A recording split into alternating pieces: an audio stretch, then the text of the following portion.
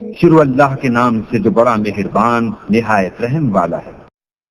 آسمان کی قسم جس میں برج ہے، اور اس دن کی جس کا وعدہ ہے، اور حاضر ہونے والے کی اور جو اس کے پاس حاضر کیا جائے اس کی، کہ خندقوں کے کھودنے والے ہلاک کر دیے گئے، یعنی آگ کی خندقیں جس میں ایندھن جھونک رکھا تھا جبکہ وہ ان کے کناروں پر بیٹھے ہوئے تھے، اور جو سختیاں اہل ایمان پر کر رہے تھے ان کو سامنے دیکھ رہے تھے۔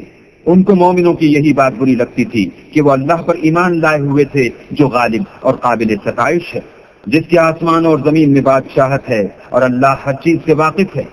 جن لوگوں نے مومن مردوں اور مومن عورتوں کو تکلیفیں دیں اور توبہ نہ کی، ان کو دوزخ کا اور عذاب بھی ہوگا اور جلنے کا عذاب بھی ہوگا۔ اور جو لوگ ایمان لائے اور نیک کام کرتے رہے ان کے لیے باغات ہیں جن کے نیچے نہریں بہ رہی ہیں، یہی بڑی کامیابی ہے۔ بے شک تمہارے پروردگار کی پکڑ بہت سخت ہے، وہی پہلی دفعہ پیدا کرتا ہے اور وہی دوبارہ زندہ کرے گا، اور وہ بخشنے والا اور محبت کرنے والا ہے۔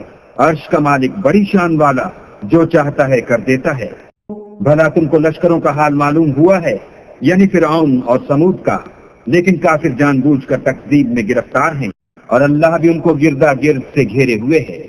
یہ کتاب ہزل و بطلان نہیں بلکہ یہ قرآن عظیم الشان ہے، لوح محفوظ میں لکھا ہوا۔